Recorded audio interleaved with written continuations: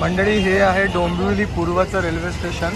डोंबिवली पूर्वाचं तिकीट घ्यायला बघा टुवर्ड्स CST साईडचं, आणि ह्याच्या समोरच आहे रिक्षा स्टँड। आणि रिक्षा स्टँड जर तुम्ही बाय रोड येणार असाल तर शिळफाटा इकडून येतो, या साईडला शिळफाटा रोड इकडे कनेक्ट होतो, हा जातो राजाजीपर। हे आहे स्टेशन, आपल्याला जायचं आहे इकडे।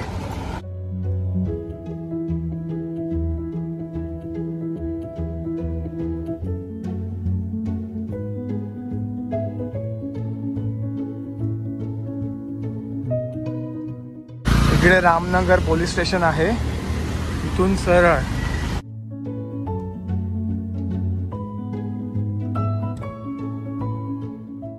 आपण इकडून असं येऊन इथे मला दाखवलं, आणि हे समोरच आहे इथे, हे बघा।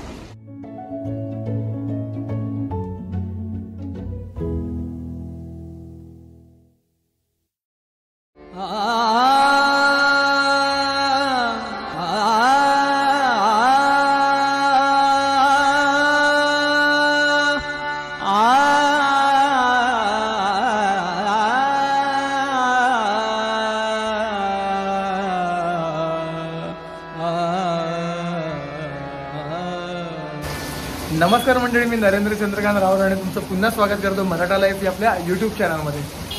तुमचे व्हॉट्सअप मेसेजेस, इंस्टाग्राम मेसेजेस माझ्यापर्यंत पोहोचत आहेत, आणि हो, मला 1 ते 1.5 महिना मी व्हिडिओ टाकलेला नाही। बऱ्याच जणांच्या तुमच्या तक्रारी आहेत, पण त्या का टाकल्या नाही याचं उत्तर मी आज तुम्हाला देणार आहे।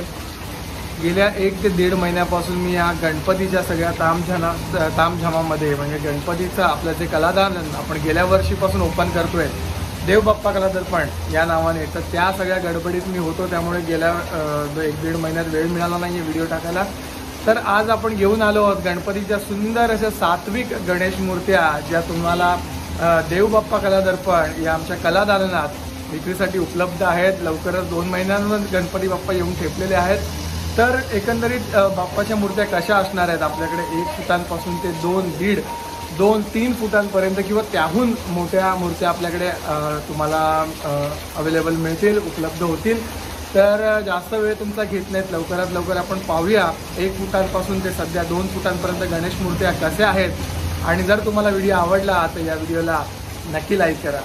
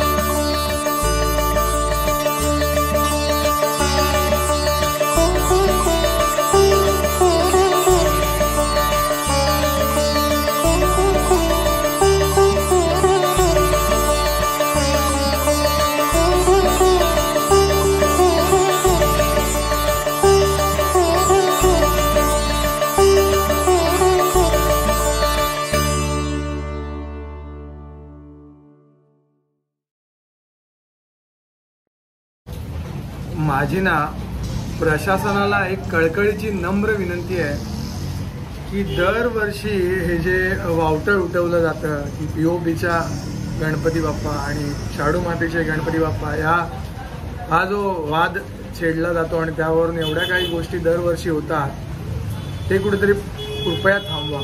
एकतर तुम्हाला नाही POPच्या मूर्ती अलाउड करायच्या आहेत ना, आता 1 वर्ष अगोदरच ही इन्फॉर्मेशन मार्केटमध्ये ओपन करा की पुढच्या वर्षी POPच्या मूर्त्या नाहीत, जेणेकरून जे आपल्या हमरापूरमधले जे बांधव आहेत, जे कलाकार आहेत, जे मूर्ती घडवतात त्यांचं नुकसान होणार नाही. एवढ्या लाखोंमध्ये मूर्ती घडतात आणि आयत्या वेळेला असे वावटळ उठवलं जातं की POPच्या मूर्त्या बंद वगैरे. हे सगळं चुकीचं आहे. नाही करायचे आहेत ॲक्सेप्टेड, पण ते अगोदर सांगा जेणेकरून त्यांचं नुकसान होणार नाही. त्यामुळे लोकांच्या मनात जी दुविधा निर्माण होते ती होणार नाही. बऱ्याच गोष्टी आहेत, आयत्या वेळेला असं करू नका अशी माझी नम्र विनंती आहे तुम्हाला. शाडू मातीच्या मूर्ती असणं खरंच चांगली गोष्ट आहे, पण त्या सर्वांनाच त्या जमत नाहीत. म्हणजे मी आता गेल्या वर्षीपासून पाहतोय खूप डेलिकेटेड गोष्टी असतात, खूप नाजूक मूर्त्या असतात शाडू मातीच्या मूर्त्या, म्हणजे ज्या इथून घरी जाईपर्यंत काही ना काहीतरी होतं, तर त्याच्यावर त्या तुटू नयेत किंवा त्याचं डेलिकेशन जे थोडं आहे ते थोडं अजून कठोर होण्यासाठी काही ना काहीतरी उपाय निघेल. पण हे जे आहे ना POP, हे कुठेतरी तुम्ही अगोदरच जे कलाकार आहेत, जे प्रोडक्शन घेणारे आहेत त्यांच्या कानावर अगोदरच द्या किंवा नोटीस द्या, जे पण काय आहे ते. पण अगोदर आता पुढच्या वर्षी जर नाही करायचं असेल तर यावर्षी पहिला अगोदर त्यांना इन्फॉर्मेशन द्या, माहिती द्या, जेणेकरून त्यांचं नुकसान टळेल आणि लोकांच्या मनातला दुविधा दूर होतील.